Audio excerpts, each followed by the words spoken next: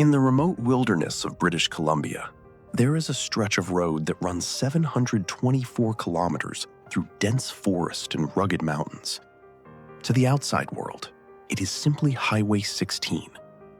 But to the people who live here, it has a much darker name: the Highway of Tears. Since 1969, at least 18 women and girls have been murdered or vanished along this isolated corridor, although many Indigenous communities say the real number is over 40. These are not just statistics. They are daughters, sisters, mothers. And for decades, almost no one was counting. To understand this tragedy, you have to understand the context. Many of these women were Indigenous. Their communities suffer from systemic poverty, lack of transportation, and a history of marginalization that dates back generations.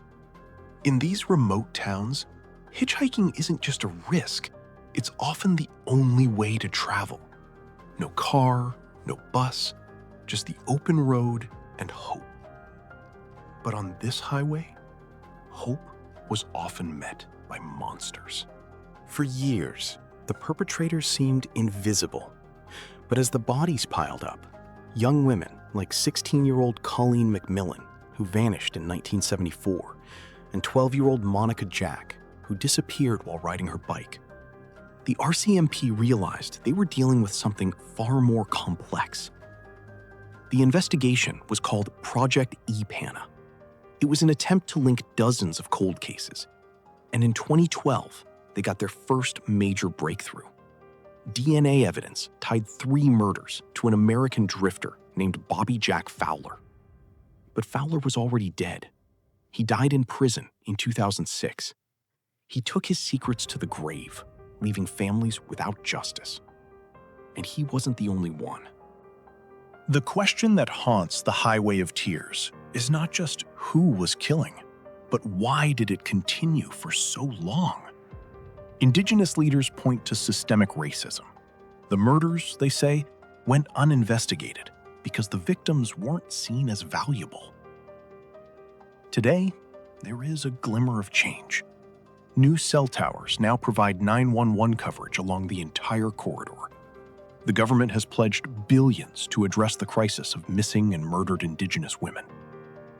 But for the families of women like Ramona Wilson, who vanished in 1994, hope is a double-edged sword. There's no justice for her today because her murderer has never been caught, her sister said. And they want to see justice.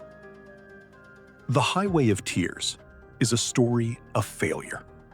A failure of policing, a failure of society, and a failure of the justice system to protect the most vulnerable.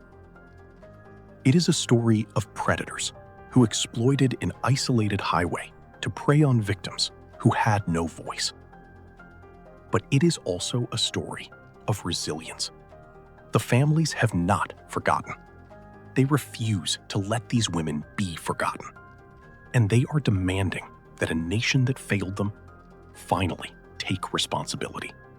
The names along this highway are not just a list. They are memories. They are lives interrupted. They are mothers who never came home, daughters who never grew up, and sisters who vanished into the mist of British Columbia's endless forests. For every red dress hung on a roadside post, there is a family still waiting, still searching, still hoping for answers that may never come. As the sun sets over the pine trees and the highway fades into darkness, the question remains: who was killing along Route 16? And more importantly, will we ever truly know? The Highway of Tears is not just a road. It is a scar on the conscience of a nation. And until justice is served for every single one of these women, that scar will never heal. I'm True Crime Vault Files. Thank you for listening. And remember, some roads don't just lead to destinations. They lead to darkness.